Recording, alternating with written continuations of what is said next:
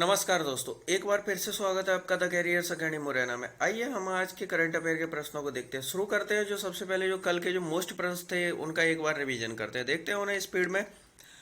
हाल ही में भारत के पहले चार्जिंग स्टेशन की आधारशिला किस राज्य में रखी गई है? तो ये मेघालय में रखी गई है। हाल ही में किस देश ने मंगल मिशनों पर निगरानी के लिए एक लघु हेलीकॉप्टर विकसित किया है? तो ये चीन के द्वारा लघु हेलीकॉप्टर विकसित किया गया है। अगला प्रश्न है, हाल ही में किस देश ने गूगल और एप्पल भुगतान ऐप के एकाधिकार को खत्म करने के लिए एंटी गूगल लॉ कानून पारित किया है? तो ये दक्षिण कोरिया के द्वारा ये कानून पारित किया गया है। अगला प्रश्न है, हाल ही में किस देश के क्रिकेटर डेल स्टेन ने क्रिकेट के सभी प्रारूपों से संन्यास की घोषणा कर दी है? तो दक्षिण अफ्रीका के क्रिकेटर है Dale Steyn.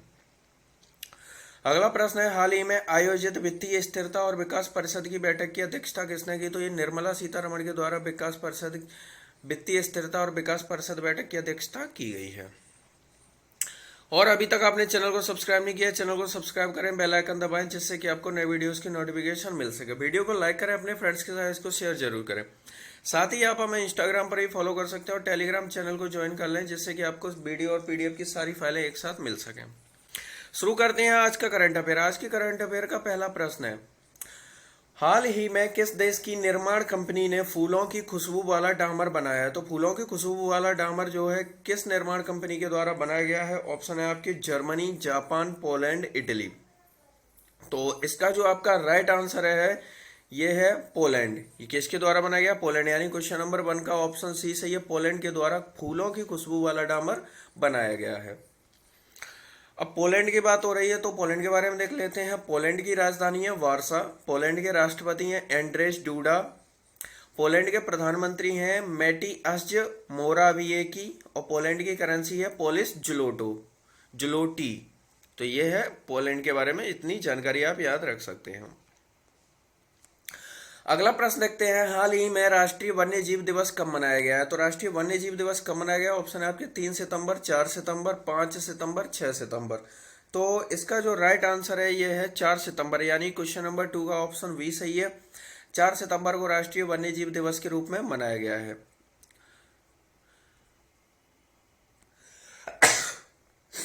I am sorry, थोड़ा सा आज जुकाम हो गया, इस वजह से हालत डाउन है, आप लोग समझ रहे होंगे, प्लीज मैनेज कर लीजिए। तो वन्य जीव दिवस आखिर क्यों मनाया जाता है, इसके बारे में हम थोड़ा डिस्कस करते हैं। वन्य जीव अभयारण्य दिवस मनाने का मुख्य उद्देश्य है जो वनस्पति और पौधे विलुप्त हो रहे हैं उनकी सुरक्षा और संरक्षण के विषय में जागरूकता फैलाना है। जीव जंतुओं के प्रति दया भाव और उनके शिकार को कम करने के लिए लोगों को जागरूक करना है, यह इसका मनाने का उद्देश्य है। राष्ट्रीय वन्य जीव दिवस 2021 की जो थीम है इस बार की वो क्या है? Forest and livelihood, sustaining people and planet. ये 2021 की राष्ट्रीय वन्य जीव दिवस की थीम है। अगला प्रश्न देखते हैं, हाल ही में निपाह वायरस का पहला मामला किस राज्य में सामने आया है? तो निपाह वायरस का जो पहला मामला है किस राज्य में सामने आया है? तो इसके जो ऑप्शन है आपके कर्नाटक, केरल, तमिलनाडु, आंध्र प्रदेश। तो ये कौन से राज्य में जो है ये वायरस का मामला पहले सामने आया है? तो ऑप्शन है इसके केरल। यानी कि क्वेश्चन नंबर 3 का ऑप्शन बी सही है, केरल में निपाह वायरस का पहला मामला जो है सामने आया है। और आपको बता दें तो भारत में जो कोविड-19 का जो पहला मामला भी है केरल में ही सामने आया था, और जो निपाह वायरस का जो पहला मामला है केरल में सामने आया है। केरल की बात हो रही है तो केरल के बारे में देख लेते हैं। केरल की जो राजधानी है तिरुवनंतपुरम है। केरल के जो वर्तमान राज्यपाल है आरिफ मोहम्मद खान है। केरल के वर्तमान मुख्यमंत्री पिनाराई विजयन है। केरल का जो तट है मालाबार तट, यहाँ ये जो है यहाँ पर थोरियम की अधिकता है। यानी कि भारत जो है ये विश्व में थोरियम जो रेडियो एक्टिव पदार्थ है इसके मामले में नंबर 1 पर है केरल। अगला प्रश्न देखते हैं, हाल ही में जीन पियरे एडम्स का निधन हो गया है। यह किस देश के पूर्व फुटबॉलर थे? तो पूर्व फुटबॉलर थे जीन पियरे एडम्स, जिनका निधन हो गया। ऑप्शन है आपके फ्रांस, जापान, सिंगापुर, ऑस्ट्रेलिया। तो इसका जो राइट आंसर ये है फ्रांस। यानी क्वेश्चन नंबर 4 का ऑप्शन ये सही है। फ्रांस के जो जीन पियरे एडम्स है इनका निधन हो गया है। अब आखिर इनके बारे में ऐसा क्या है तो देखते हैं। जीन पियरे एडम्स की खेलते समय चोट लगने की वजह से इन्हें हॉस्पिटल में शिफ्ट किया गया था। इलाज के दौरान ये कोमा में चले गए थे और 39 वर्ष से यह कोमा में थे। तो 39 वर्षों से ये पर्सन जो है कोमा में थे और अब 39 वर्ष बाद कोमा में इनका निधन हो गया है, इसलिए हमारे लिए स्पेशल क्वेश्चन बन जाता है जीन पियरे एडम्स। अगला प्रश्न देखते हैं, हाल ही में भारतीय सौर ऊर्जा निगम के नए एमडी किसे बनाया गया? Managing director. तो भारतीय सौर ऊर्जा निगम के नए एमडी किसे बनाया गया? मुख्य प्रबंधक अधिकारी, मुख्य प्रबंधन अधिकारी। तो इसके जो ऑप्शन है आपके सुमन शर्मा, आराध्या सिंह, दिव्या त्रिपाठी, इनमें से कोई नहीं। तो क्वेश्चन नंबर 5 का जो आपका राइट आंसर है सुमन शर्मा, यानी क्वेश्चन नंबर 5 का ऑप्शन ए सही है। सुमन शर्मा जो है इन्हें भारतीय सौर ऊर्जा निगम के नए एमडी के रूप में नियुक्त किया गया है। अब आपका अगला प्रश्न है, हाल ही में वतन प्रेम योजना शुरू करने की घोषणा किस राज्य सरकार के द्वारा शुरू की गई है? तो वतन प्रेम योजना जो शुरू करने की घोषणा है किस राज्य सरकार ने की? ऑप्शन है आपके ओडिशा, गुजरात, महाराष्ट्र, जम्मू कश्मीर। तो ये कहाँ शुरू की गई, किस राज्य के द्वारा शुरू करने की घोषणा की गई है? तो इसका जो राइट आंसर है यह है गुजरात, यानी क्वेश्चन नंबर 6 का ऑप्शन बी सही है। गुजरात सरकार के द्वारा वतन प्रेम योजना शुरू करने की घोषणा की गई है। अब आखिर ये योजना क्या है इसके बारे में देख लेते हैं। हाल ही में गुजरात सरकार के द्वारा 1000 करोड़ रुपए की लागत से वतन प्रेम योजना शुरू करने की योजना बनाई गई है। इस योजना के अंतर्गत जो प्रवासी भारतीय हैं, यानी कि जो एनआरआई होते हैं, जो भारतीय लोग जो बाहर रहते हैं, जो पैसे कमाते हैं, वह लोग अपनी स्वेच्छा से भारत में यदि कोई निर्माण कार्य कराना चाहते हैं तो उसके तहत राज्य सरकार उसमें 40% का योगदान करेगी और 60% का जो योगदान है ये एनआरआई पर्सन जो है उसके द्वारा किया जाएगा। अभी तक जो रेशियो था ये 50-50 का रेशियो था, लेकिन अब सरकार 40% का रेशियो करेगी और 60% एनआरआई पर्सन के द्वारा इसका योगदान किया जाएगा।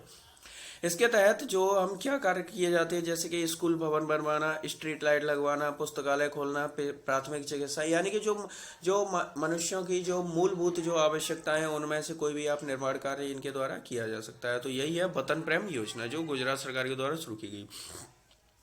गुजरात की बात हो रही है तो गुजरात के विश्व की जो सर्वाधिक सबसे ऊंची जो प्रतिमा है स्टैच्यू ऑफ यूनिटी, ये गुजरात के नर्मदा जिले के केवड़िया में ही सरदार सरोवर बांध के निकट सरदार वल्लभ भाई पटेल की जो है ये प्रतिमा बनाई गई है, विश्व की सबसे ऊंची स्टैच्यू ऑफ यूनिटी, जिसकी हाइट है 182 मीटर है। और साथ ही आपको बता दें कि गुजरात में जो है ये दुनिया का पहला 5 स्टार होटल खोला गया है। भारत का पहला जो 5 स्टार होटल खोला गया, 5 स्टार होटल भारत में इससे भी पहले से है। तो यहाँ पर जो खोला गया है ये रेलवे स्टेशन पर खोला गया है। कहाँ खोला गया है? रेलवे स्टेशन के ऊपर पहला 5 स्टार होटल खोला गया है। तो आप इतनी चीजें गुजरात से रिलेट रख सकते हैं।